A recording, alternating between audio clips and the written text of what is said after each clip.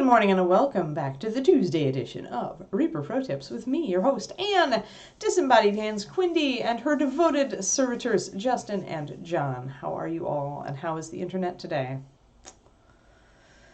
And thank you for the resub, Twisted Oma, 38 months, and Margaret, On the Road to Tiamat. I have to sing your On the Road to Tiamat song because it just sounds like it should be a song in a D&D movie, D&D comedy.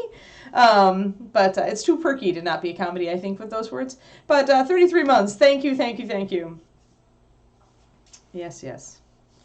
Yes, love to all. Love to all. Your theme song, yes. I just have to sing it every time I see your name. I can't say it. I have to sing it. I don't know, just me, I guess. How y'all doing? We have fish. It's fish. It's seafood day. It actually isn't, for me anyway. But it's chicken day for me. But seafood day tomorrow. I guess I could switch it up if I was going to be thematic about my day. But if I start having to like eat the things that I'm painting in a given day, I think it's a bad precedence is set. Yep, it's fish boy. Is fish boy. Alrighty. Yeah, some people, some of you may have missed yesterday. We did a little, we talked a lot about Ed yesterday. Today I'm going to go back mostly on the painting thing, but if you have any questions or you want to talk, feel free to.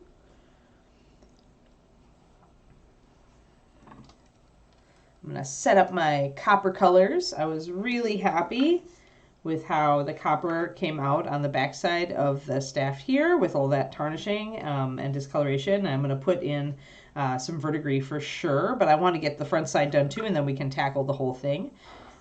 So we're going to do our highlighting and a little extra shading here to bring our front of our staff in line with the back. Since this has so many crevices, I really did want to weather it down, and it probably would also be used a lot. So I'm going to take it pretty dark.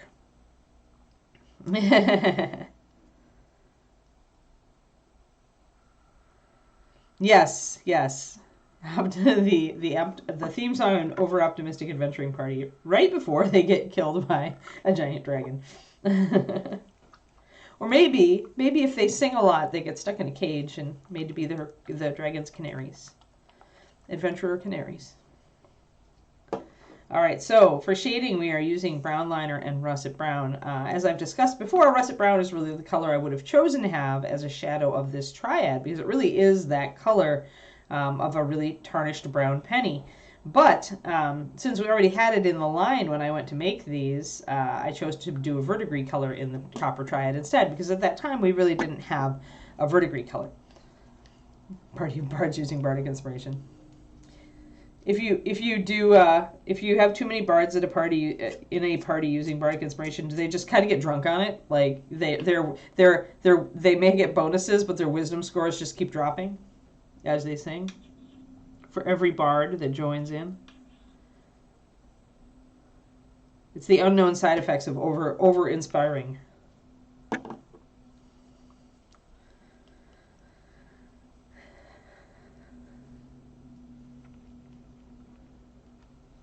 And I'm going to get this liner lined up. See what I did there? Ah! So I play the new WoW expansion launched yesterday, Dragonflight, and I can't stop calling the Drakthir as the new race, which are pretty much Dragonborn. I can't stop calling them Dragonborn.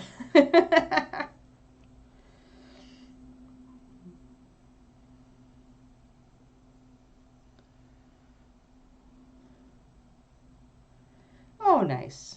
Nice, Crowley. Yes, yes. For those who missed it, if you want to give something in memory of Ed, Reaper suggests that you donate to your local shelter, your local animal shelter.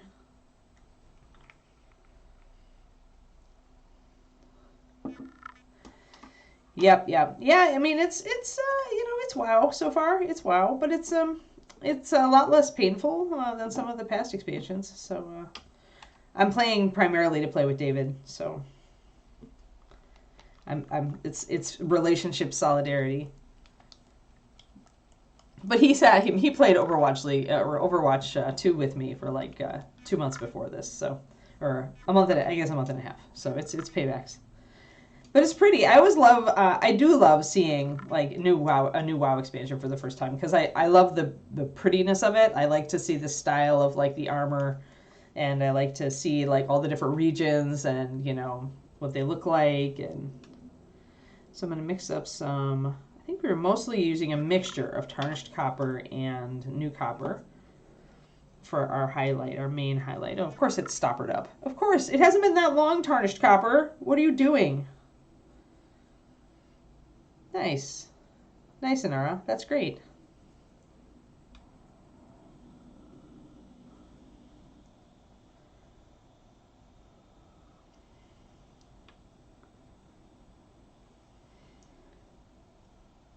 Man, this one is just... this copper is persnickety. It is just fighting me. Wasn't even allowed to go see the kittens. Yeah, I think I would have to make that call. It's like when you know your friend's an addict, you have to take action. We all know you're addicted to kittas. We all know you are, and you know you are, Carnico. So sometimes your friends just need to step between you and that kitta bullet kitta. Now I'm imagining tiny kittas being shot out of a gun. I actually had a t-shirt like that once, except it was cute. It was a rocket launcher, a kitta launcher. You adopted a new cat? Oh, nice, Inara. You did what Kiriniko wasn't allowed to do. How many cats do you have, Inara? Because you already had one, right? Or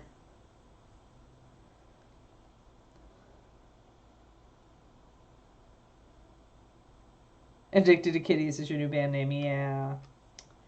Alright, I'm going to show you guys my colors right after I get everybody squeezed out here. The new copper is also being grumpy today. Grumple. I have 2 days to the end of National Novel Writing Month, and I am right on track. I have 2,500 words left, so I only have to do like 1,250 words each day to finish and win. Yes. I did very well at Nano. Normally there's a bar graph that shows you how you write, and mine was only a little bit. Like I dipped down a little bit, and then I went above the line a little bit, but I mostly actually stayed on track for the whole NaNoWriMo this time. And I got my first book to David's mom to proofread. Okay, so we're going to put a little bit of yellow into our copper just to warm it up. You could use an orange as well, but I like to warm it up just a little. Essentially, this is like new copper penny, but if you want it to just a little tarnish, just a little more orange, you can add some orange or yellow. So I'm going to add a touch of candlelight. Right, if you find an abandoned kitty, yes, but yeah, you can't actively go, yeah. It has to jump at you. The world has to throw the kitty at you in order for you to keep a kitty. I think that's good. That leaves it up to the universe. I'm all for leaving that kind of thing up to the universe. You have 2 inside, 3 outside, I see. Right, yeah. It's nice that you take care of them. I assume you feed them and give them some shelter, Nara? The outside kitties? Oh, you would love to foster, but Bob would never give them up, Julie. Isn't it funny how guys are softies that way? I guess there are plenty of us women who are too. But that was, I think David would be, that would be David. David's like, I can't see why you would want to have a litter of puppies. Hold on, I gotta straighten out my camera here, guys. And I'm like, you say that until they have a litter of puppies, and then you're going to just melt because of the cute. Because I watch him melt when Kiki does something cute.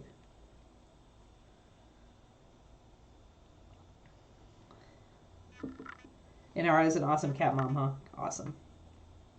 So we're going to do a 50-50 mix of this to get kind of a middle in-between color. And then we're going to go over and we're going to get our highlight here mixed up. And I probably need to drop in just a little bit of white. Oh, God, no. That I can't do. I guess it's so much...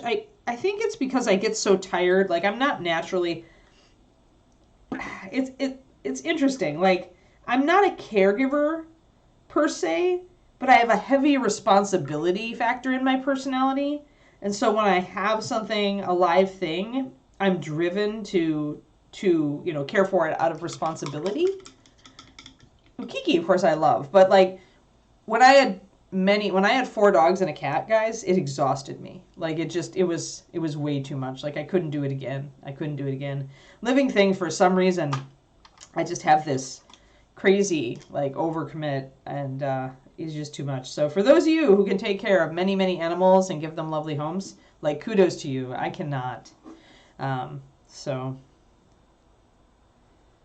yeah, that's the thing, right? Is I take ownership and then I get really tired.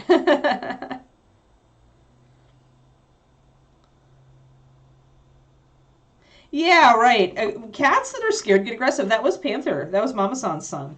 Like he had a warning on his file at the vet because when they got him, my then husband made me declaw him, um, and he was away from me. He was totally dependent on me, and he was away from me, and they did painful things to him. And I'm like, can you blame the cat? Yeah, that's when I swore never again to have a cat declawed. But I don't know. I don't think I'm going to have another cat until I'm older. So it may be a moot point.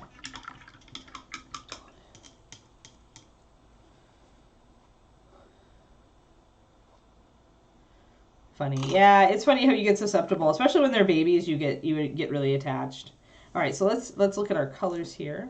My camera is just like, it seems like I'm a little bit out of frame. There we go. All right, so we've got our brown liner for shading, for the darkest shading, like inside the eyes and to bring out details. We've got our russet brown for just kind of an overall.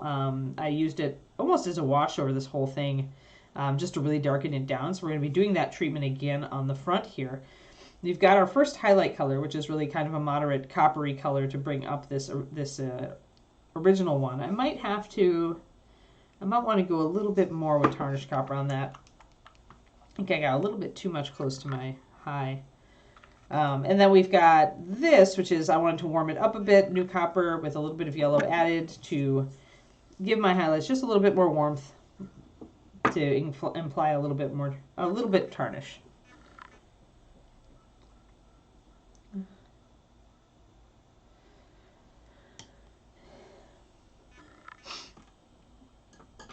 All right, where's my mixing brush? I just threw it away. There it is. But yeah, like when I had puppies, when Kiri had puppies, I had no like temptation to keep them. Like I did keep one from the second litter, but that was my plan because I wanted to keep one of Kiri's daughters. And Kiri was so happy. Kiri was always kind of morose when her puppies went away, and when we kept Blazy, she was so happy to have her puppy. I have a cute picture. I don't know if I'll be able to find it. If I can't find it, then I will stop looking. I don't want to like take up too much time with doglet photos. You know how it goes, right? But if I can find it, then I will put it up. It's possibly one of my favorite Kiri photos of all time. All right, so this is all Kiki. It's definitely got to be before the Kiki.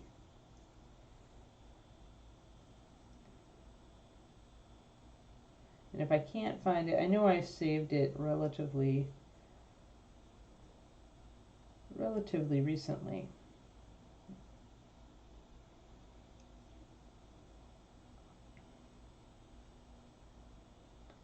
But it was Kiri and her daughter when Blazy was just a baby.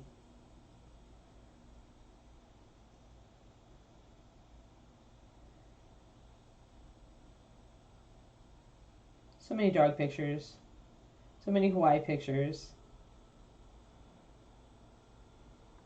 I have to go back to these at some point and like...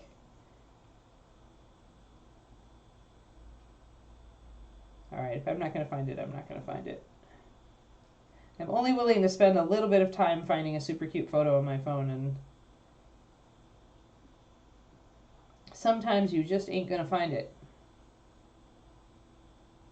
But I'll keep an eye on where I search to, and maybe I'll save it for tomorrow. It's just so cute. Oh, there it is. I found it just in time. This is my favorite. So Dad is Blazy, and Dad is Kiri. And you can just see the happy. You can just see the happy on Kiri's face. And that's Blazy at, like, I think 10 weeks. 10 or 11 weeks. Isn't it cute? Yeah. Yeah. So that was Kiri's super happy that she got to finally keep one of her puppies. So yeah. So I've already warned David that if Kiki passes all her health and temperament testing and does have a litter, that we'll eventually probably will keep one of the pups, but we may have one, we may have 2 litters. I have to figure out how much these litters are going to break me, because it's hard physical work and it's a lot of mental work as well. So we'll see. And before any of that happens, Kiki has to pass all of her testing. So, which, it's random. Like, genetics are random. We have very well-bred dogs in our organization because we do all the testing and we track health disorders and all that. But genetics is roll the dice, and they don't have DNA tests for the vast majority. Like, I think we have 1 DNA test for all the disorders that we might see. So I'm a pragmatist. I know that, the stuff can always happen and Kiki may not pass. And then I'll probably just go and essentially when she's about 4 or 5, I'll probably purchase another Shiloh and I'll get a smooth coat, which is what I've wanted all along. Kiki's fur is starting to grow out now, though. It's getting soft and silky on her sides. Only 80%. Yeah, my phone is travel pictures, art pictures, miniatures pictures, and dog pictures. For the most part. So I'm going to darken down a lot of areas where we really, I'm going to kind of refer to what I did on the backside here. So I really darkened down the areas all around here and here, in the mouth, and on the sides of this, and even between those.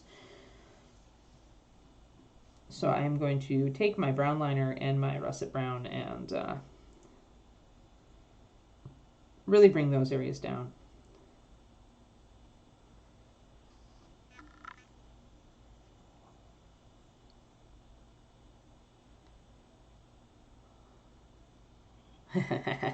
Trash. You're funny.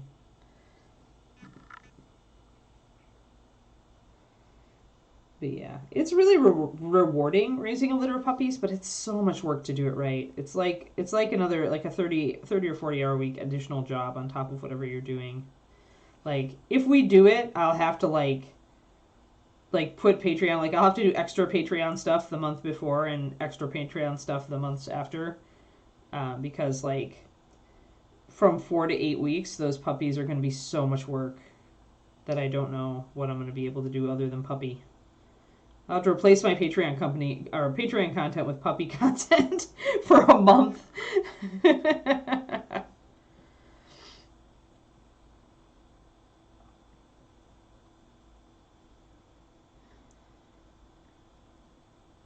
Yes, they're all my socials. I just put up my $10 content yesterday, and I'm working on my paint-along content. I'll get everything to you guys by the end of the month, despite the holiday and other disruptions. So I'm going to just keep darkening and darkening. I want to get this really, really tarnished and dark looking. I want it to scream, really tarnished penny. And then once we have that showing up, then we can bring out those little touches of places that would rub off along of this. Yeah. I think I probably both missed him because it's been 10 years since I've had a puppy. And, yeah, the potty training seemed like it was more difficult. Now, some dogs just are more difficult, but Blazy's one of those ninja peers. Like, Kiri is the same way. Like, where they're just walking along and then suddenly, boop! And if you don't catch that hesitation, like, you don't catch them. Now that she's 5 months, I think we're sitting pretty. I've been able to stop taking her out at night finally, just in time for it to get really cold out. So I'm just like, oh, thank God. Yeah, we didn't have any poop accidents in the house, but she's like, she'll be playing and playing and playing, and she just will forget to go to the door. Like, it'll just hit her all at once, and she's like, oops, you know. So, but yeah, hopefully we're past that point now. But yeah, and it's actually, it's kind of good that, good that I'm doing this and kind of paying attention. But she is strong. Like, I was a lot younger last time I raised a pupper, and like, it's a good thing that I do all my yoga and stuff because she's really strong. Like, when she pulls on the leash, it's made me think about, like, if I am going to, like, breed, if I am going to find, puppy people, I almost, want to kind of make sure that people are younger and or in good physical condition for Kiki's puppies, because it's hard. Especially when you're trying to teach them to walk on a loose lead. And if she suddenly sees something and lights out, like, it is when that 50 pounds hits the end of that leash, you know it.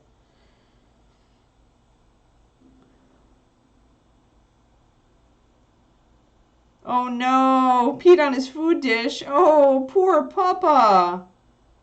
Aw. Check him,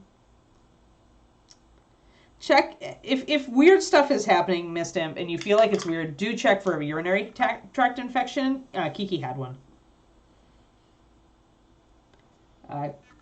Keekster is like 50, gotta be just short of 50 pounds. I have Shiloh Shepherds. It's a breed I've been involved with for over a decade.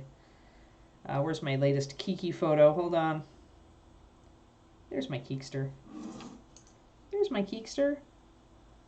So Blazy and her daughter in that photo, Kiri and her daughter in that photo were smooth-coated Shilohs. Kiki is a long-coated Shiloh, so she's going to have longer hair.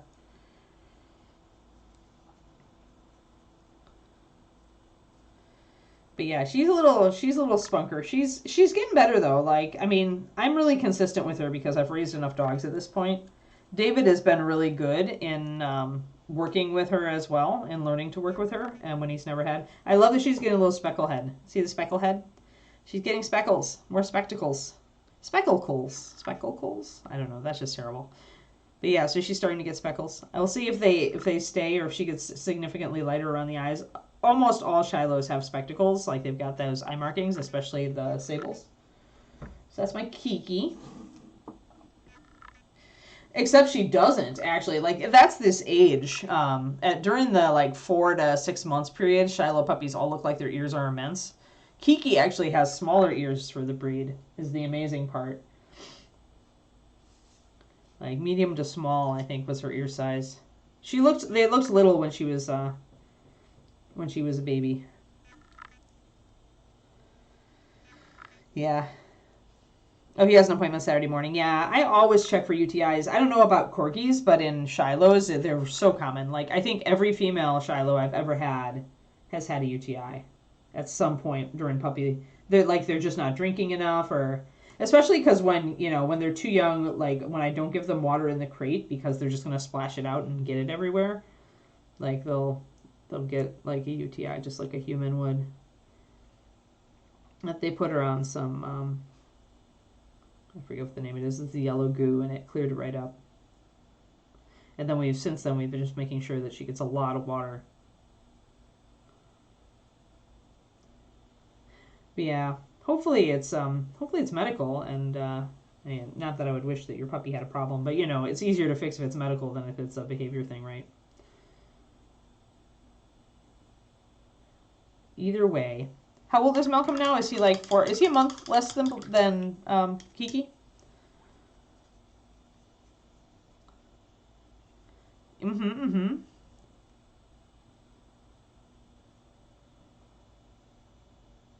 Hey, preach. Maybe. GW Mind Control, it's real, man. I know, I have worked for both companies. And I can tell you there is much more mind control going on, despite Reaper's mind control dish that they have mounted in their headquarters. No, I'm not joking. But yes. Welcome. I'm the one who made those paints, Preach. So I created Reaper Master Series. Since then, I've moved across the country and gone part-time, but I designed MSP. So, hi, I'm Anne. Nice to meet you. And I'm glad you like the paint. It's I think I'm probably proudest of that, of all the things I've done in my life so far, in making this paint line. But yeah, it's made to blend. It's made not to separate. It's made to have high adhesion. I'm very much a layering painter, so transparency is what I aim for, and so that's why they're not like just going for coverage, and that's part of why they don't separate, because it's the base you use that impacts that.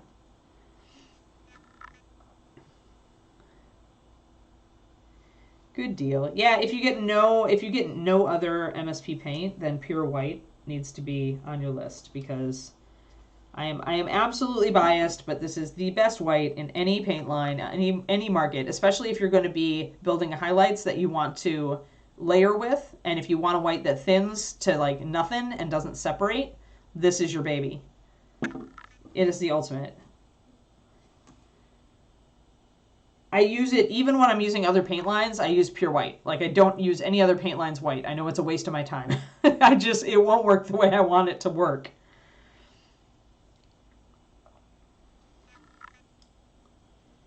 Because I do a lot of underpainting, and I do a lot of layering and building my own highlights with white, and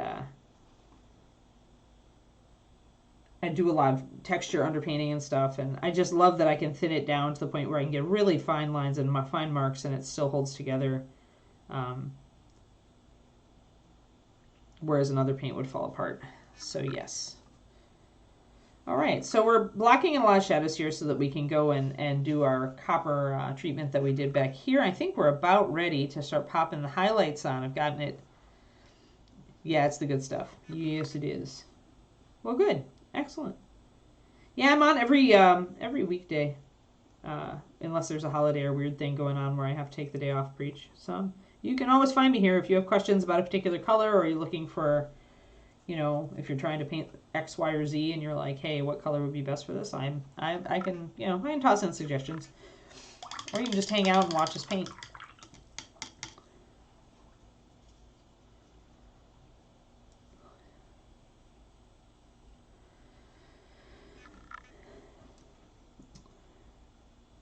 Man, I'm glad Kiki doesn't do that. Like, that's one thing that the Keekster is really good about, is her crate has been next to our dining table ever since she was a baby. And she has just learned that if she is quiet during dinner and doesn't grump at us and doesn't bark or try to get our attention, then at the end of dinner, she gets treats. Because I like to give my dogs a little bit of tasty after, like, if we make steak, I like to save little bits of steak for them.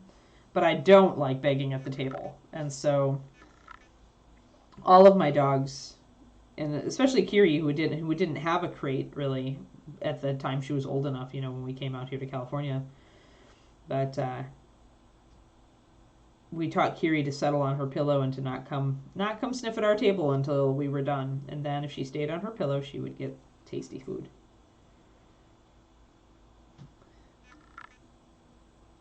Oh, the magenta. The clear magenta, yeah.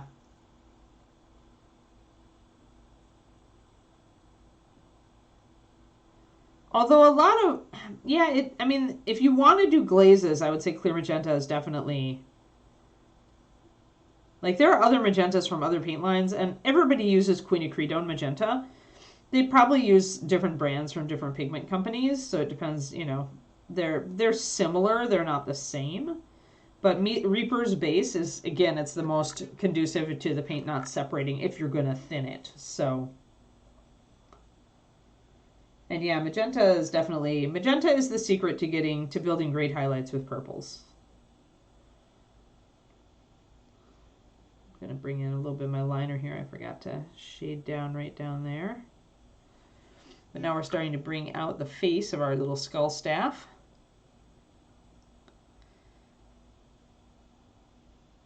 Yep.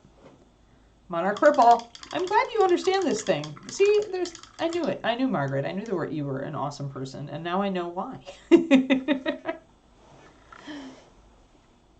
Monarch Purple is indeed the most perfect purple. Though I use a lot of other purples. I try to mix it up, you know. I like equal opportunity and all that, but... Alright, so I did a bit on this side. I mostly kept it toward the light side, so the light's coming down here, so mostly on this side then.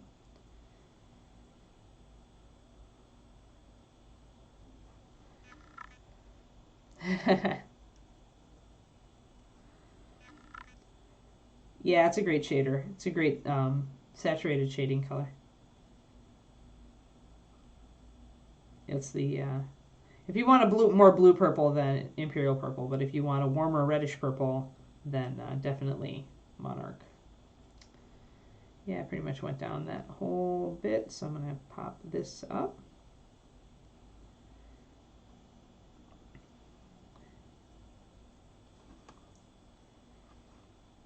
Got to get the sides here.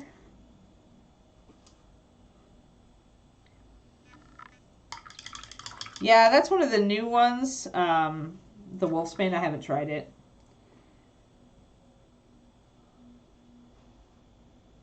Or was that a promo color?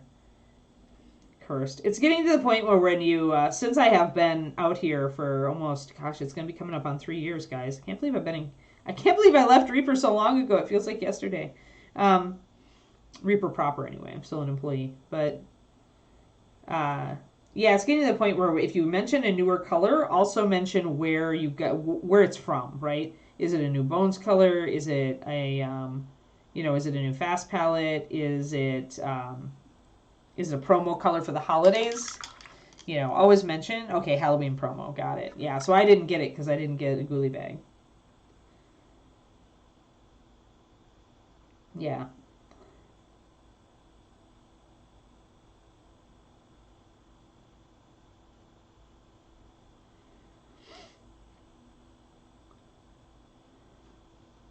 All right, so we're bringing out the edges here with these are our colors. Again, this is a mixture of new copper with just a little drop of candlelight yellow in it to warm it up a bit. And then this color is it's a 3-to-2 tarnished copper to new copper. And then we've got our russet brown and our brown liner. And those are the colors that we're working with to bring up the copper here.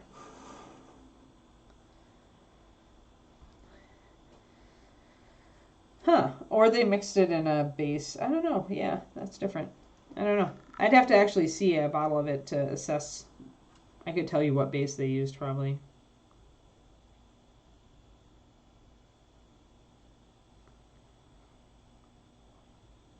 That's the thing. Even if I wasn't the one who created a given new color, I still could usually tell. Yep. My 3 favorite paints. Wow, preach. It's hard to pick. I couldn't give you like 3. I could give you like the ones I use freaking all the time. And I'm using, I think, all of them today. It's probably brown liner, russet brown. Like if I didn't have these colors, I couldn't function. Followed by other. See, I love functional colors. So for me, rich leather, because for anything like golden or blonde or NMM gold or any of that, if I want to mix, this is like a raw sienna, if you know artist colors. So rich leather for sure. If I had to pick bright colors that were my favorites, the Pathfinder line is really doing it for me lately. So like some of my favorites from Pathfinder, and I'm going to be doing a probably a PDF on Pathfinder colors I really love. But like these are 2 of the ones I really love. I love this blue-gray. It's a great base for a cold white. And Asmodeus Red is a warm, dark red. It's really awesome. It's very bricky. Great for dragons. But, I mean, you'd almost have to have me pick like my favorite blue. And then, of course, it's, when I get to favorite colors, it's hard because, because I like neutrals. Like, I use a ton of neutrals, and these are some of the most neutrally neutrals. I just did if you're not on my Patreon, preach, I just did a PDF on that too. Neutral browns versus, more color saturated browns. But I depend heavily on neutrals in my painting, and I have for years, for decades at this point. So I always reach for like warm, dark browns to really unify my paint scheme, because I find that it pulls everything together. And so if you've got a really colorful model, or if I have a really colorful model, I'm going to grab russet brown and something to shade it with, either walnut or brown liner, to kind of unify and bring more of an earthy feel in. I find that it helps to get the colors to work better together. So this is essentially an equivalent, by the way, for burnt umber. So all these colors that I'm naming to you as quote unquote favorites, they're also like artist equivalent colors. And I have a background in 2D art. I went to college for art. So burnt umber, raw sienna, and then this would be this would be more like a mixed black, I guess. The liners are really dark, but blue liner is very, very Payne's gray. So a lot of the colors that I say are favorite aren't necessarily my favorite color to use as a color on a model, but they're utilitarian. I use them for a lot of different things. So that, like, when people ask me my favorite colors, it's just like, you don't necessarily get the color that I love the most. You get the color that I think is the most useful. Because I'd rather give you something useful that you can use for a bunch of different applications than give you a color that I really love, but that isn't that useful, right? Like, one of my favorites right now is Orchid Purple from the Kickstarter, which you can get online at Reaper. The Kickstarter colors are released. Orchid Purple's beautiful, and I adore it. And I don't know if I have it in here. I have it in the other room because I've been using it a lot.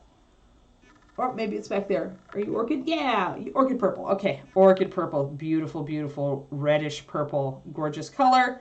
But is it useful for a lot? Would I tell you to buy that at the exclusion of, like, russet brown? No. I'd want you to get something that you could use on every model you had.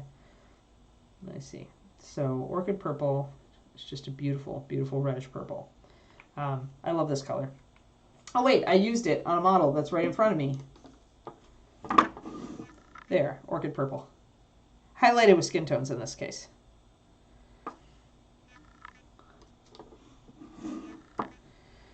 So, like, there you go.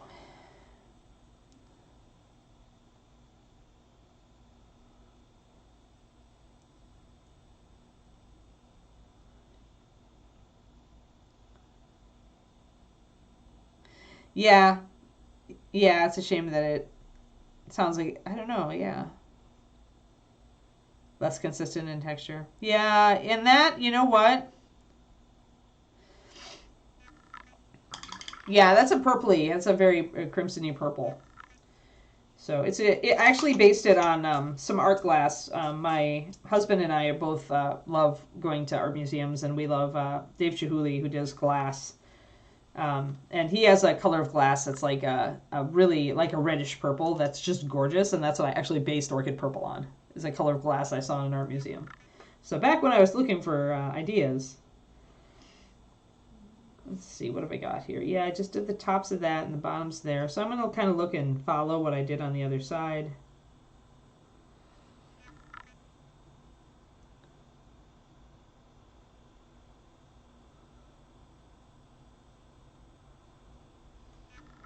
But yeah, I like reds and purples. I mean, but I also have favorite blues. I have favorite greens for sure.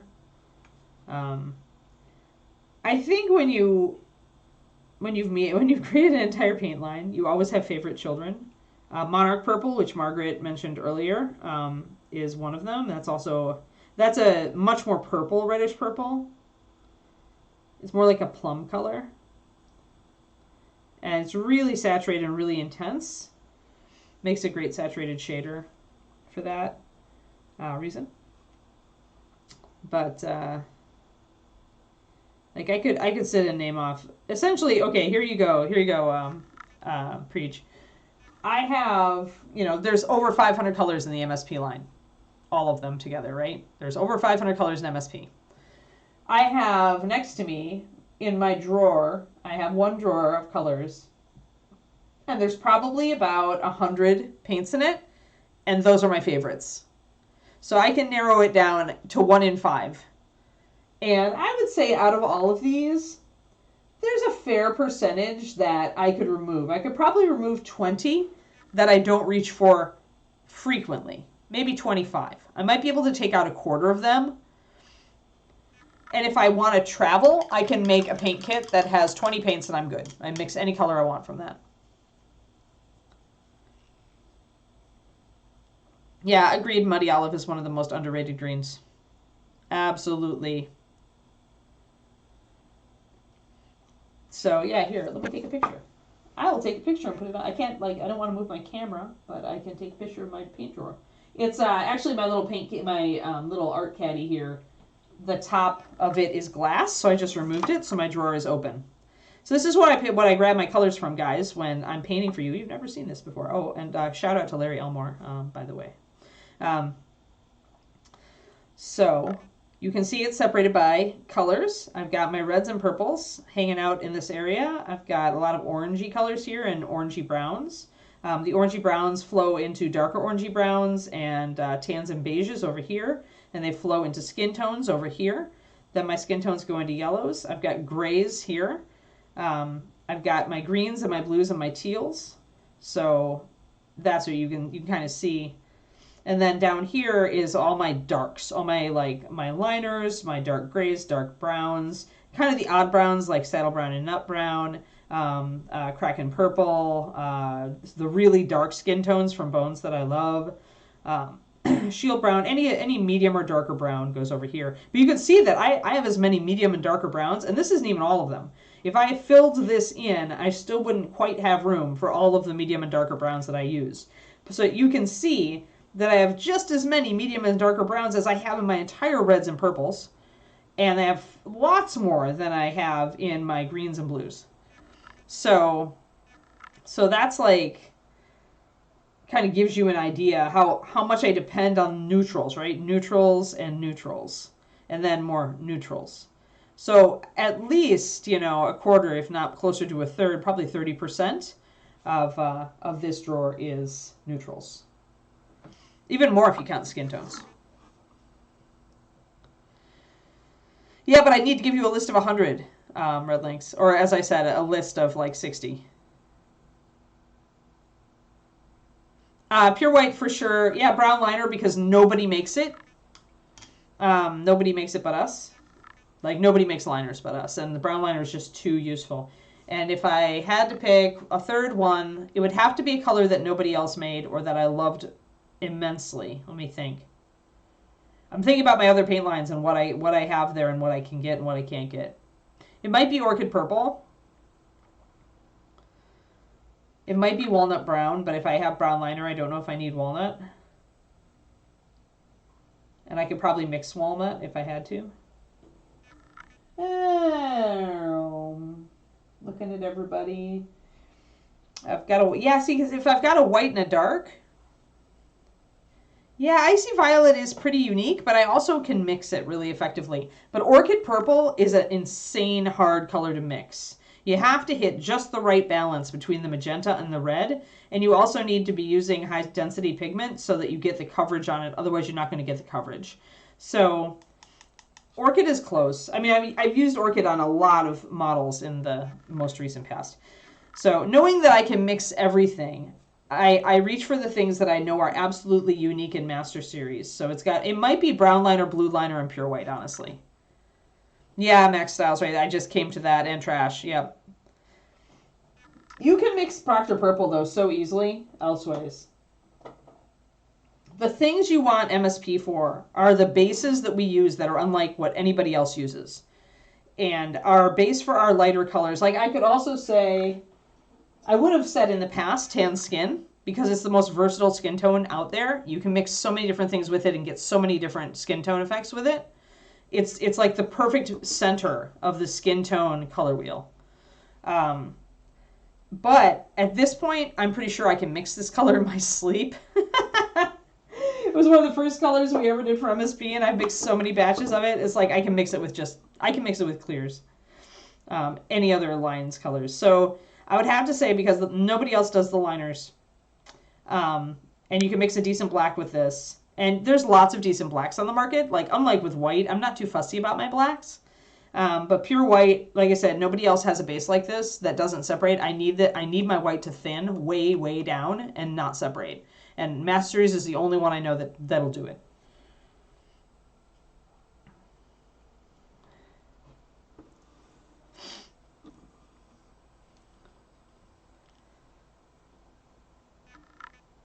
Your extra high value colors are going to be the ones that are really versatile mixers.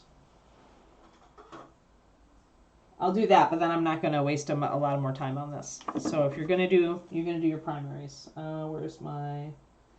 You could go with either Heraldic or Blood. I tend to like Heraldic a little more. Either Candlelight or Lantern. I actually probably would go with Lantern instead of Candlelight. You could also go with Blood instead of Heraldic. But you can see it's a little bit colder and a little bit darker. So if I'm going to go more with primaries, I'm probably going to go with these. You could do either of these. If you just want coverage, go for Candlelight. If you want more pure pigment, go for Lantern. Cyan blue is probably your best primary blue as far as both coverage and color and mixability. And Heraldic red is your most utilitarian red as far as color and coverage and mixability. There you go.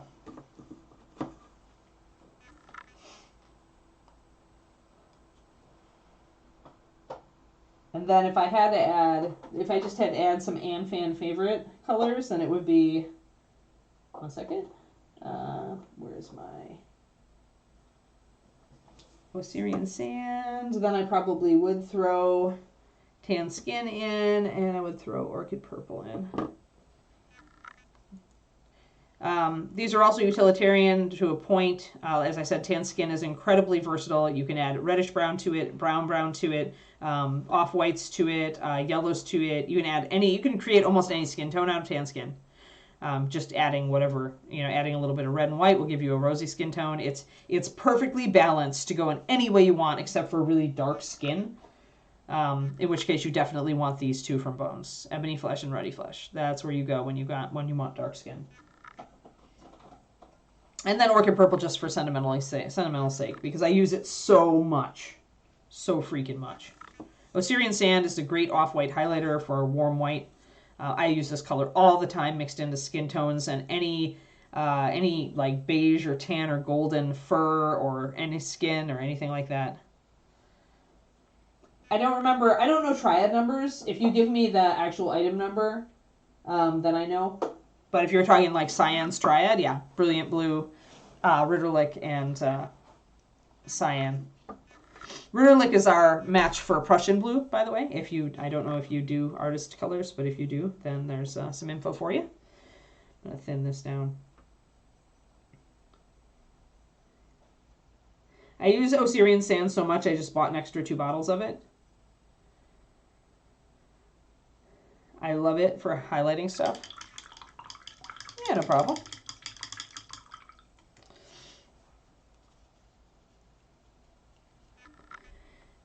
But yeah, here's my philosophy on paints I buy, if you want to kind of limit your paint collection.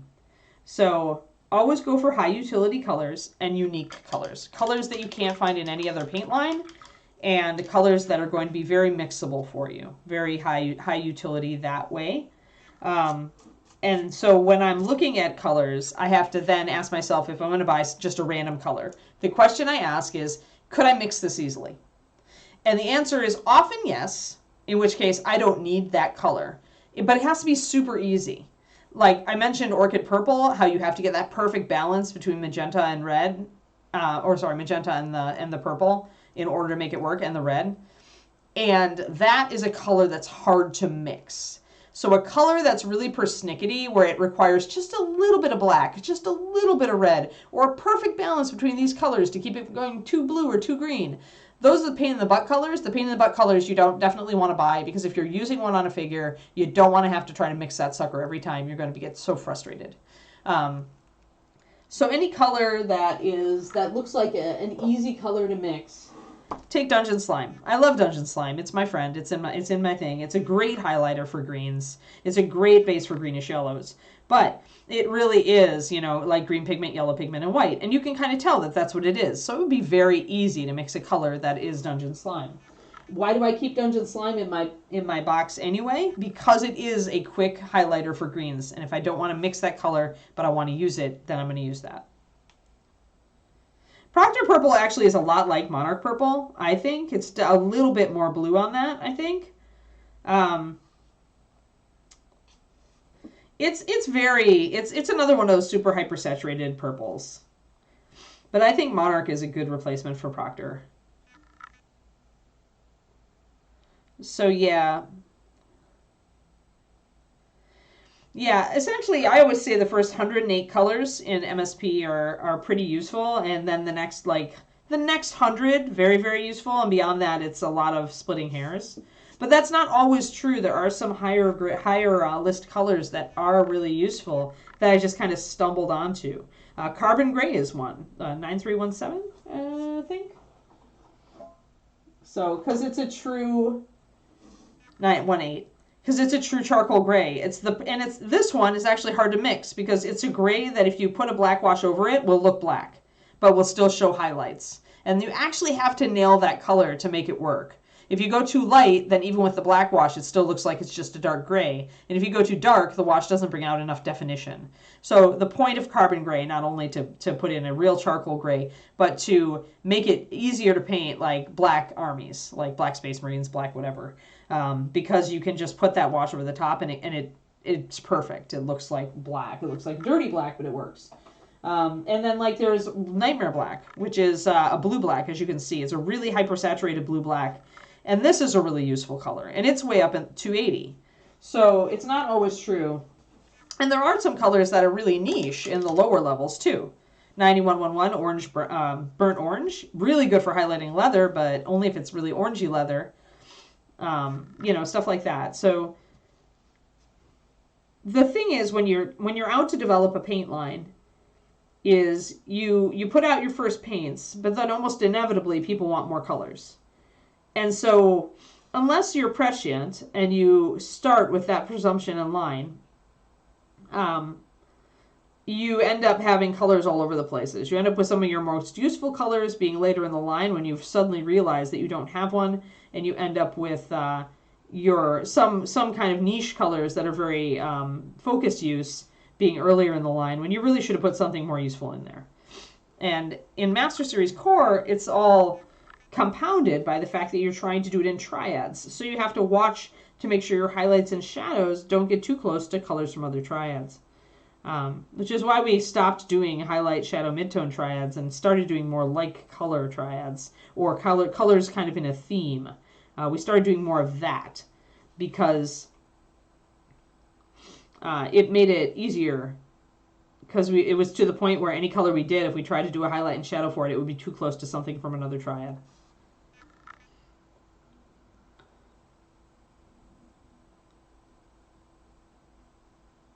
Chestnut gold. Oh, but you could do it. It's great for reddish leather. You're right, but your next best close is Griffin Golden Brown Margaret. Just add a tiny bit of white to it. It's a fast palette color, but a lot of the fast palettes are worth buying. Yeah, chestnut gold. And actually mixable chestnut gold. So actually you can see how close they are. They're really close. Chestnut gold's maybe a little yellower, a little darker. This one's maybe got a little bit more white in it, a little bit more brown oxide. So there you go. I know, right? This is the problem with making a really useful fast palette color. You can also get really close to chestnut gold by mixing oxide brown with oxide yellow and adding white. You get really close to it with that. So again, there you go again, the oxides, another super useful colors set that are clear brights. They're single pigment colors. And they're way back. They're at 9331, 9332, 9333. So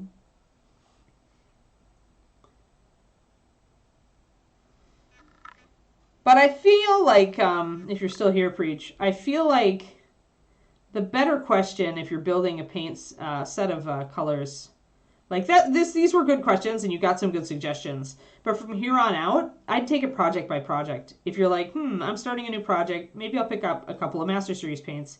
You can like show people, hey, I'm going to work on this project and I'm thinking about this color scheme, and then and what suggestions do you have for MSP?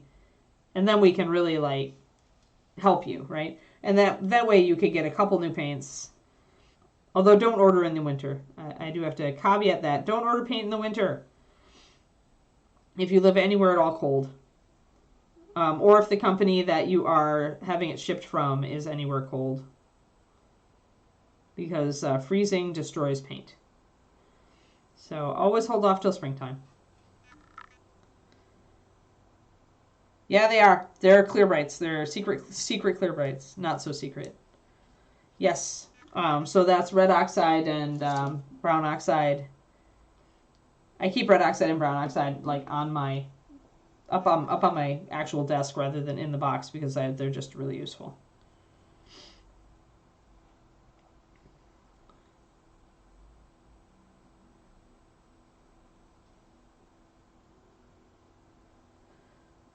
Oh, okay, yeah. Yeah, Chimera's really, really matte. I have a patron who just actually sent me he had an extra set from the Kickstarter. Thank you, patron. And I'm actually, that's my next PDF for the Patreon is once I get some time to sit down with those and kind of analyze what they're good and bad at, I'll be doing a PDF on those. I did a PDF on Scale Color. Scale Color Artist is my personal second line. Like if MSP went poof, I would grab a few bottles of pure white before it rang into the void, and then I would switch to Scale Color Artist, which is the tubes paints from Scale 75, which actually mix really well with MSP. I've been doing mixes, but yeah, I did a PDF on those, and now I'm gonna do a Chimera rundown. See maybe I'll do a couple. Maybe I'll focus on just a few colors each time, but they are extremely matte, which is not like, it tends to be difficult to work with, and I'm not sure why they went that way. I'm never sure why companies go super matte. Like I think Reaper is really the perfect finish. I mean, I'm biased. Obviously, I made the line, but it's a matte, but it still has a little life to it, and that was important because we did experiments. I mean, at the beginning, because you can see a little bit of shine here on this dark blue purple, but we did experiments on this when we first started formulating MSP of which level of matteness. I did a 10-step series of matte finishes where I was just like trying to narrow it down and figure out exactly the finish we wanted. And then we just did a sample of that and we compared every paint outward onto that. Yeah, if you have a frozen paint, it either is going to go to powder if it's a metallic or something similar, or it's going to go lumpy like cottage cheese. It's not going to want it. It's going to be kind of clumpy. And when you shake it, the clumpiness will disappear, but it will reappear very shortly thereafter. And why it happens is that your pigments and resins and silicates and all the stuff that's held in solution inside that water base, when it freezes, the water freezes first and it squeezes all that stuff out of solution. And then when it thaws, you can't get it back in. Because in order to get that stuff to stay suspended in water in the first place, they had to use a super high speed industrial mixer. And you, no matter whether you've got a little vortex mixer or what you've got, you're never going to be able to hit that level of velocity of mixing with your anything. And so you're never going to be able to save that paint. Yeah, it'll pretend it goes back into solution. You'll use the shaker, you'll squeeze a drop out, you'll be like, oh, it looks good again. And then it's immediately, like within the next several minutes, it's going to clump. But that's what happens, is essentially think about it. I mean, you're using surfactants, which are chemicals that essentially make things mix together and stay in solution. And those surfactants, though, they only work because you can get up to that really high velocity of mixing. And then everything kind of comes together and stays together. It's kind of like, when you're trying to emulsify a salad dressing.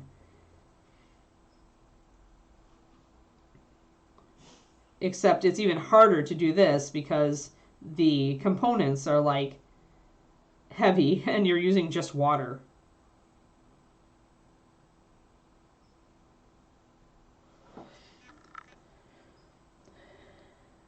Sure, Don Giovanni. Oh, yeah. Yeah, I just got mine yesterday.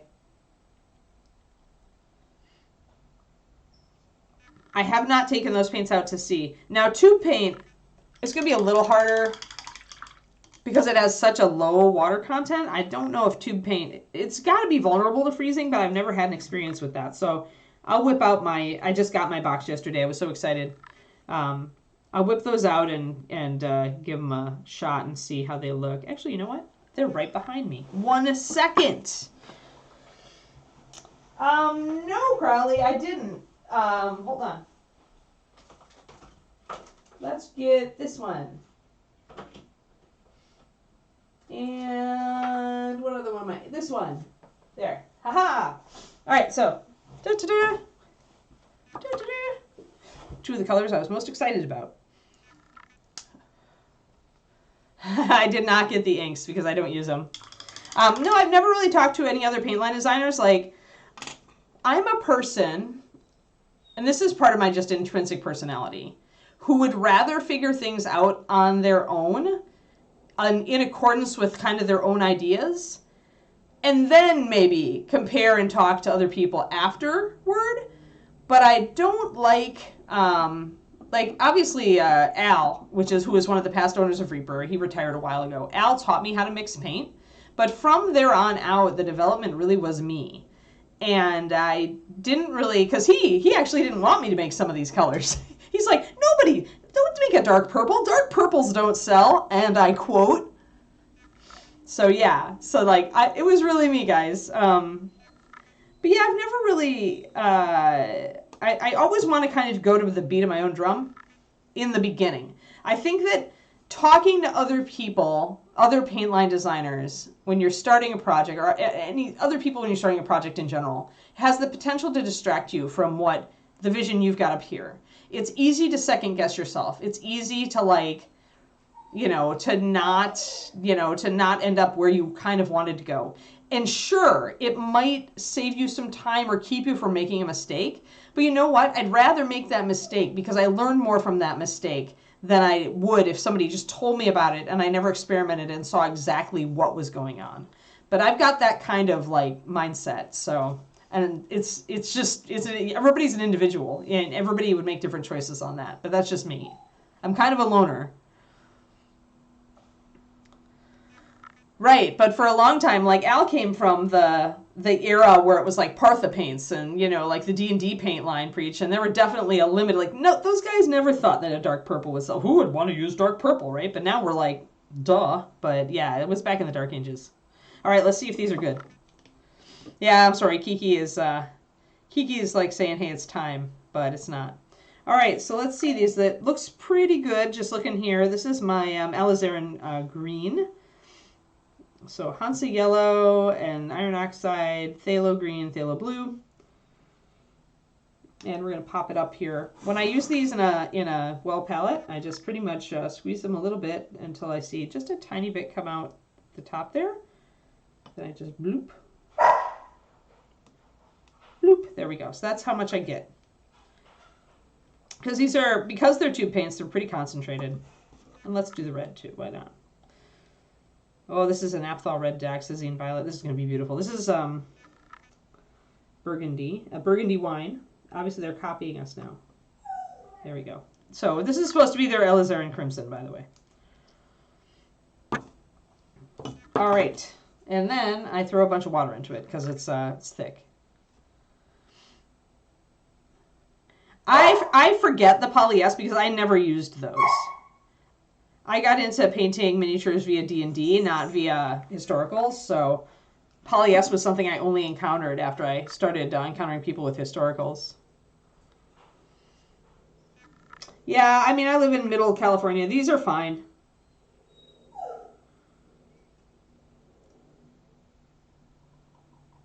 That's actually a lot like Asmodeus. This is pretty. This is a pretty red. Pretty red. Uh-oh, Sorry, I got distracted by doing my experimentation. Wait. Let me go up. And of course my dog is being a bad girl. All right. Oh, new encode. All right. 36 months. Triple sub-anniversary. Triple sub-anniversary. Triple sub-anniversary. Happy triple sub-anniversary. There you go. Thanks, Val. Thanks for the reminder, guys. I got all excited and distracted. Apparently, it's a squirrel stream today, guys. Squirrel stream. Thanks, Valandar.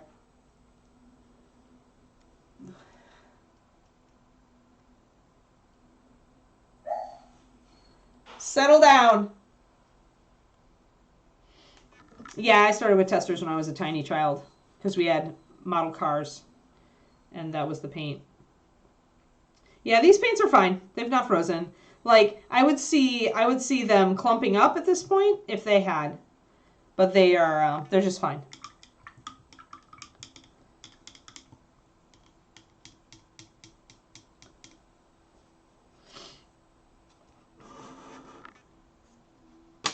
So yeah, red and green for Christmas, of course. That's why we had to do that.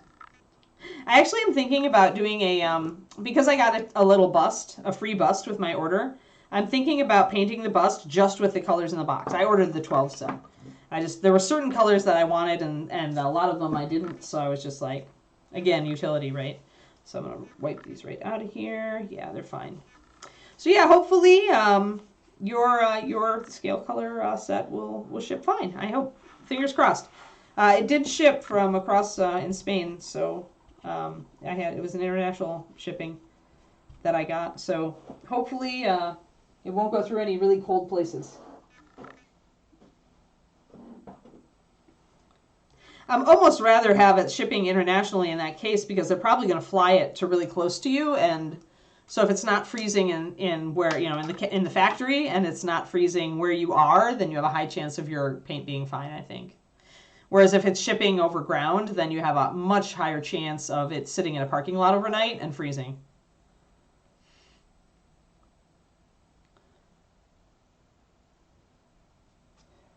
All right, so we have a... Oh, in the Alps. Oof. Yeah. Hopefully they send you tracking so that you can track it and so it doesn't end up sitting on your doorstep. Yeah, that's just bad. Well, hopefully if it does freeze, because yeah, what you're looking for is you want to thin it down like I just did, Don Giovanni. Thin it down a bit and watch to see if it starts kind of clumping together a little bit. It really does kind of look like really soft cottage cheese. And if you see that, then you know you've got danger, and you should like take some pictures. And I would probably, I don't know if I probably would contact customer service, but I would be like, if you ship it again right now, it's just going to freeze again. Can we put it off until a warmer time? Because I know that we have done that in the past at Reaper. If there's frozen paints, we've talked to the person and arranged to ship, several weeks later, if they're okay with that. But the other thing you can do is to honestly pay for next day or see if the company will to make it right for you if next day is available in your area. Because then it's not sitting on a truck somewhere.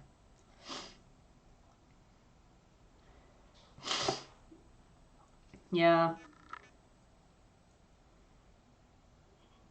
Yeah, it's risky. I mean, you may be fine and you may not be fine, and the only way to know is to do it. But I would limit the amount of paint that you order when it gets cold. I did just order from Reaper, and the paints were fine.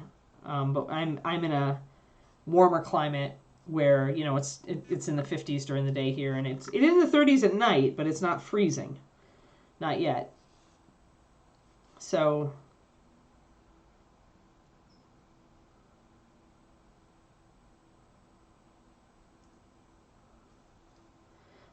we're getting this coming up nicely now, just like the other side.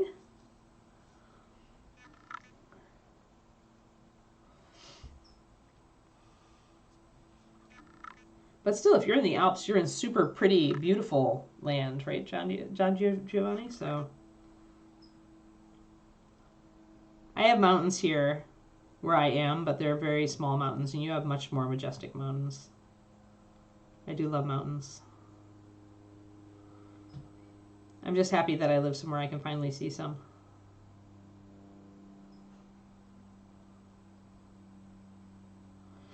was funny, but my friend Jennifer Haley, who came for our wedding, is that one of the first things she said, hey, you finally moved to a place with mountains in it.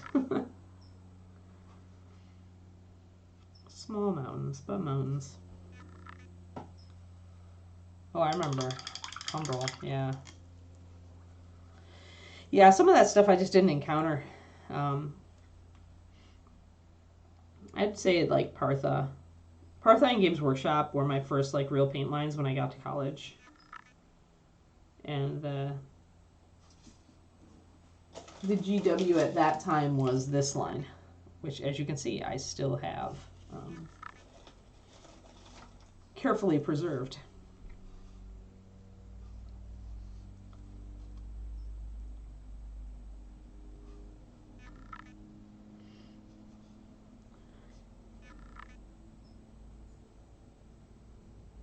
So we're just bringing up the last of our little highlights. We didn't make much progress.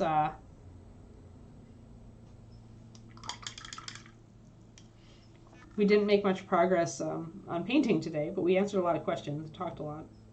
So that's cool. It's all right for us to have just a talky question-answery stream every once in a while. It's kind of the point of the stream. The painting is incidental.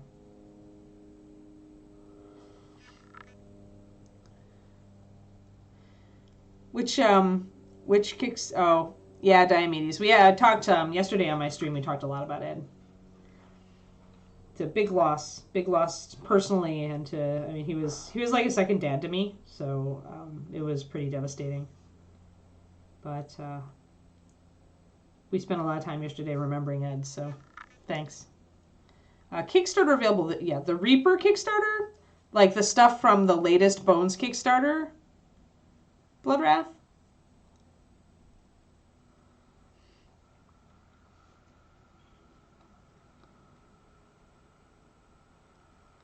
The Reaper Kickstarter, like it closed, but it's not. It hasn't shipped like the latest one, Bones 6, right? Bones 5 stuff is mostly available.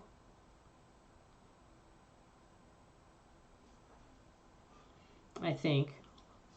But I'm not sure. If you can tell us which Kickstarter you mean, that would be helpful. All right, getting a little bit more highlight here. Just little touches to bring out stuff.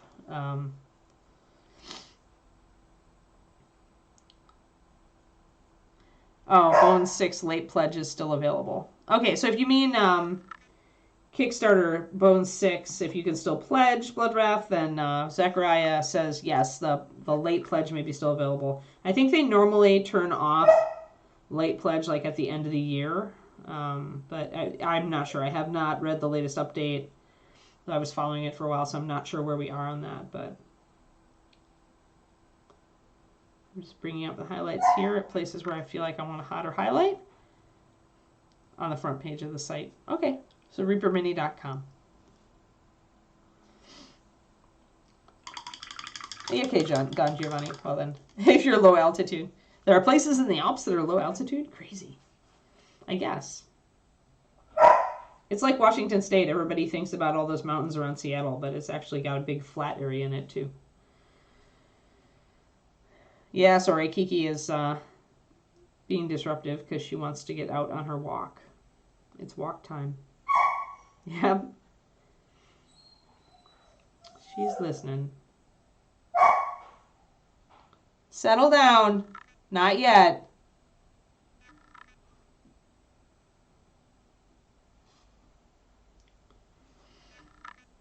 Don't plan on... Oh, okay. Ron said they don't plan on closing the Pledge Manager anytime soon, so if you want to get in on the Reaper Kickstarter, you can go and get a late pledge in.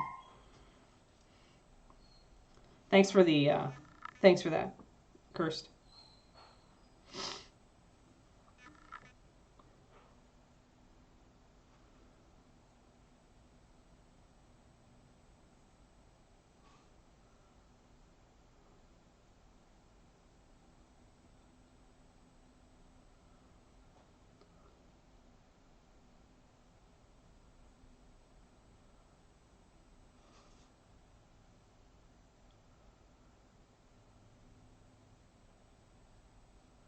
Alrighty, so that's pretty good there. I feel like I need a little bit more on the The cheekbones, I probably did go up to, yeah, I did go up to white touches of white on this side, so I'm going to go and grab my pure white.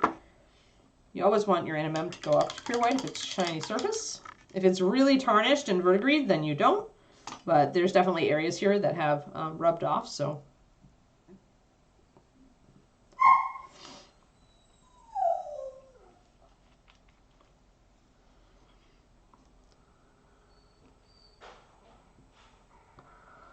Alrighty. So my basic thinning for pure white is always a 2-to-1. Because almost always I'm going for highlights or underpainting. 2-to-1 gives you a consistency that still has some opacity to it, but that is able to be, that is thin enough to be put on a really fine brush for underpainting fine textures or little tiny details. Oh yeah, the power-ups. Yeah, thanks, Kirst. Thank you for staying up to date on the Reaper news. I'm not up to date on that Reaper news.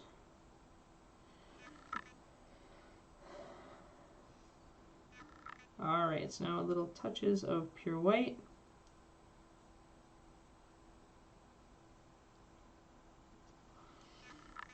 And that is going to make our model look much more shiny.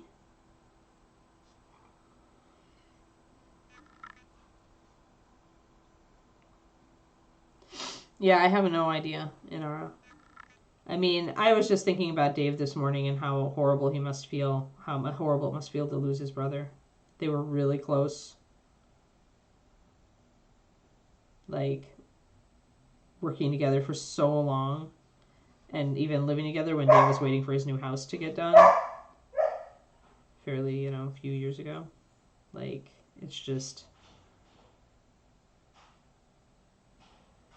really sad. So I don't know. You might get a Reaper Live with you might get a Reaper Live, you might not. I don't know how many people you'll get on Reaper Live.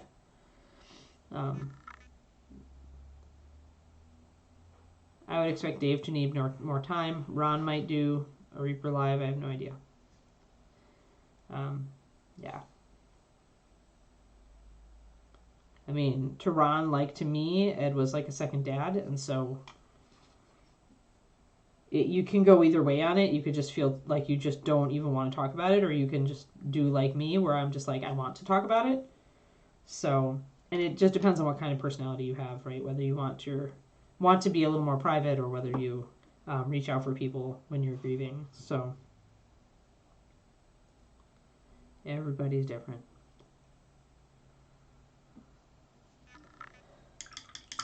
Yeah. Yeah, they hadn't announced it until Saturday evening, I think.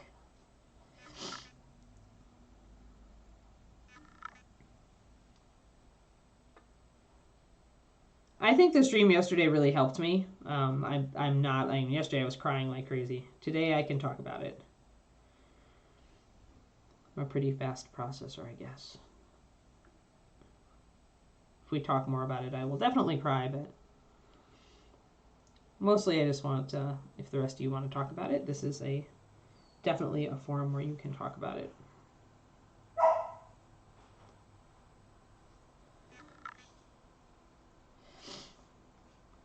Yeah, he was really young. Yes, he was. We were all looking forward to many more years of Ed. It was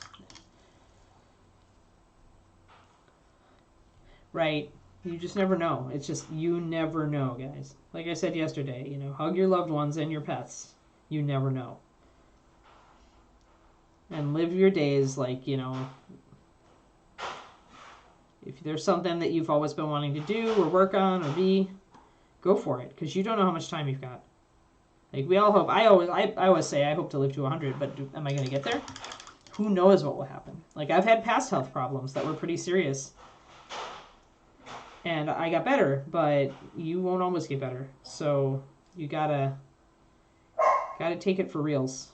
Like, even when a puppy's barking at you, she is just stomping around in her crate.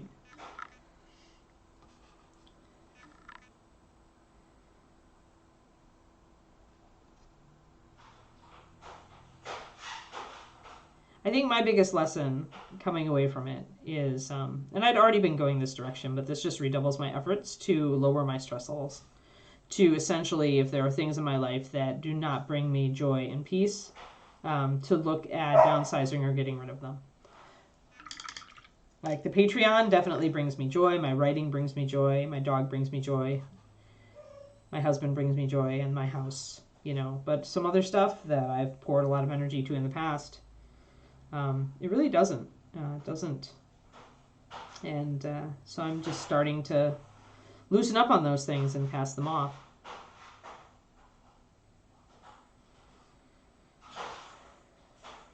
Yeah, Ed made everybody feel welcome. You could not meet Ed and not feel welcome.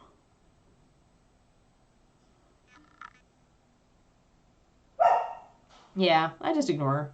I'm so used to dogs, you know. I had 4 Shilohs before, and I'm pretty good at tuning them out when it's if I go out to her, she's just gonna be taught to do this, and so she's just gonna have to learn. So we're putting those pure white highlights on just in the middle of all my previous highlights, just to bring up a little bit of light, make everything look shinier.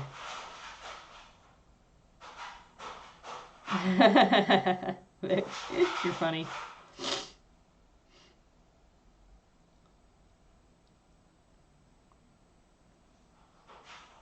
Yeah, Ed was my cool second dad. That's what I said yesterday.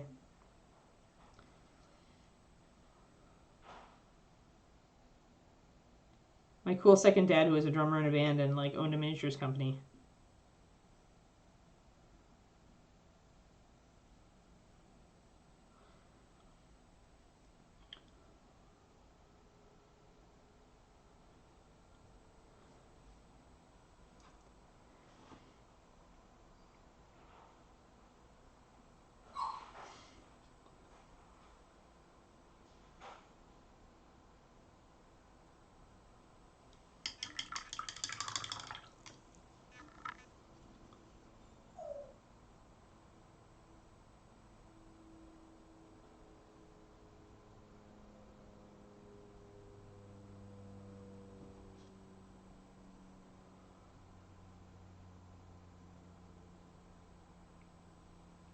Yeah, Ed and Dave both have the biggest hearts. Sometimes they come off as gruff, tough Texans, but don't be fooled. Oh, I've just wrecked Dave's rep. He's going to go for me now. I'm in trouble. Uh-oh.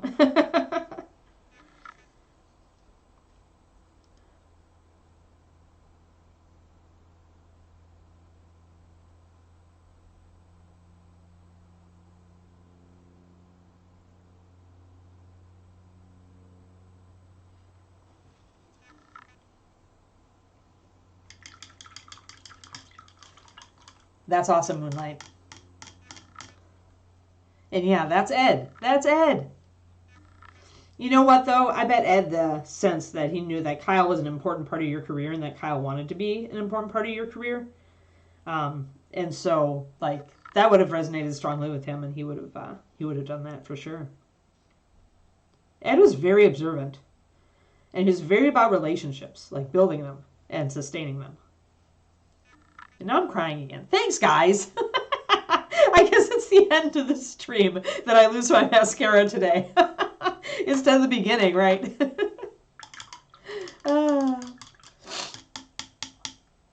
no, don't say that. Don't say that, Zachariah. He'll come for you. You know how Dave values his tough guy reputation. We can't out him like this. The fearsome dark side of the force. We can't do it. He'll come for us, seriously. The only thing that'll save me are puppy pictures.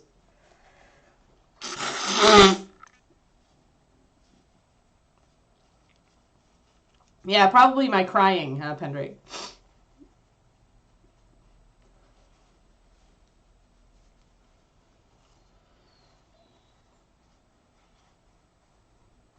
Yep.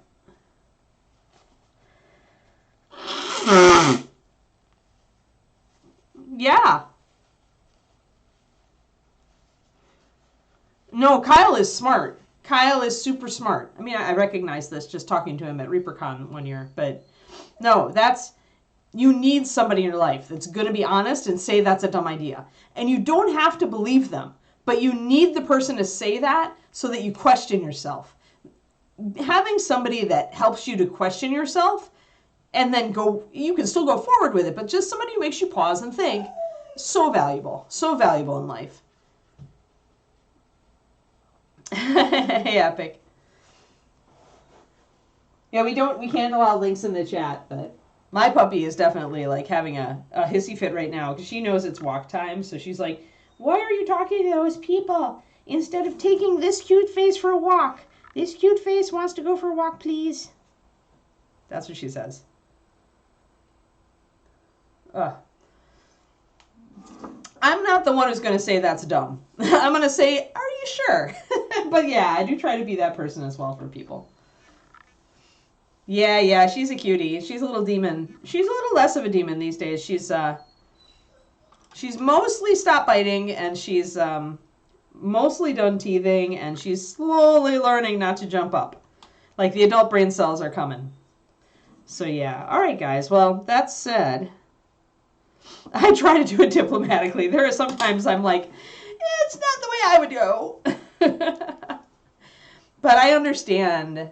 Like, a big part of me is understanding that everyone is different. So I don't hesitate to say, you can go that way because for you that might work great. It doesn't work for me, but it might work for you. And so you should try it. But, you should stop and think about it before you try it. You bet. Hey, and welcome new peoples. Oh, Christmas Pug Pupper. Yeah. Yes, chewing for sure. But yeah, so thanks for coming. New people, welcome. Welcome people who haven't chatted with us before. I am on every weekday, unless there's a holiday or a weird thing going on where I'm not here. But yeah, so anytime you want to talk about Masteries Paint, Ed, Reaper, life, the universe, everything, puppies, we are here for you. We are here for you at Reaper Pro Tips, especially with the puppies and kittens. Kittens, have to give kittens equal time. So yeah, all right, we are good. Graniko. Yeah, sometimes it really hurts. Have a good day, everybody. Much love. Yeah. Much love to all of you. All y'all. And I'll see you. Oh, tomorrow. Tomorrow is Dragon Poketool finishing. And the cat dragon, I'm going to start the cat dragon on the Christmas tree probably. Once we get the horns and the finish on our Dragon Poketool. I will start that, but dragon, I don't have cat dragon with me. He's in the other room on the priming plate. So yes, have a lovely day, everybody. We love you all. Stay cool, and we'll see you tomorrow. All right, bye.